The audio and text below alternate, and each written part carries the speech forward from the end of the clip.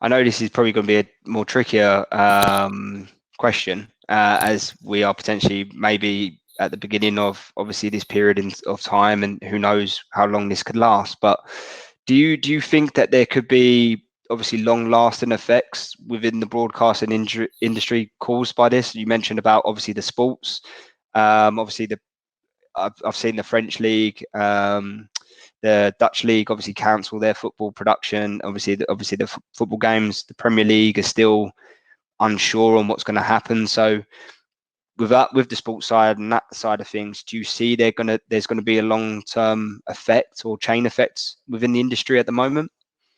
I mean, we've seen the immediate repercussions, and it will remain until the vaccine is out. But when the vaccine's out, and it's not going to be immediate again, because it'll take a while to get many billions of people vaccinated, and then we don't know if there's another virus around, right? So, but I think it's the immediate repercussion and the length of it that's more important, and how long that's going to be.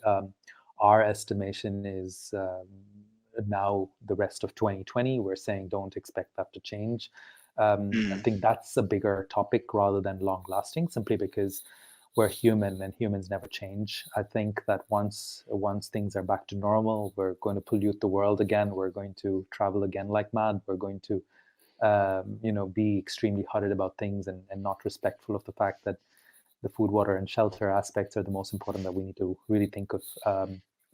But I think there will be, like, I'm being 1,000% positive about everything here, but it's something that I just am as a person, I guess. But I think the repercussions will be absolutely amazing. I think relationships will get better. We'll respect the fact that we work with people and not just businesses. I think people will be more respectful of the business and people that they work with. I think staff and colleagues will become more efficient with work. We'll appreciate the personal aspect of professional lives as well, which people try to bifurcate a little too much sometimes, not realizing they could be the one and the same. And also respect yourself from a healthy perspective. I think people will see the benefit of it, and I'm still kicking myself and not buying a dumbbell in time, and it's not available anymore. So these are the things that I've always pushed aside, and I think that people will be more. They will love their homes more, because what if you have to get stuck in it? I don't think people will be scared of it. I think, in the medium term and immediate, there are repercussions, but it will be forgotten very, very soon, as soon as it can be. Do you think you will have to adapt further with time? Obviously, like we said, my estimation is probably the effects of this will be probably lasting for a couple of years, personally, when you think of once this is we've come out of this and the repercussions of that. So obviously, do you feel that as a business you would need to further adapt to cope with those changes, or is obviously that's the beauty of probably having hindsight in that sense, but do you feel that would have to be, obviously, where do you feel that you may have to adapt further, or where could be the options to adapt further? I don't know. One thing is about wanting to adapt, but life goes on the way it is, and I just think I think our plans, for instance, was to open an office in Spain this year, and we completely froze it for the last couple of months. But in the last 1 week, we said we're going ahead with it. And what is an office anyway? We're all working from home, so people can.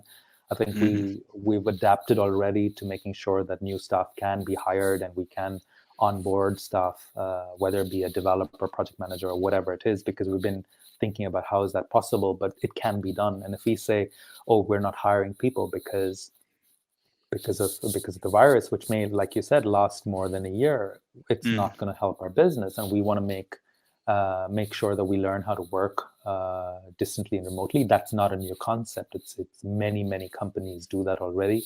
I think the only thing that we need to adapt is what do we do for the lack of travel and lack of meetings, because we're very, very personally close to our partners and customers, and that's going to take a hit.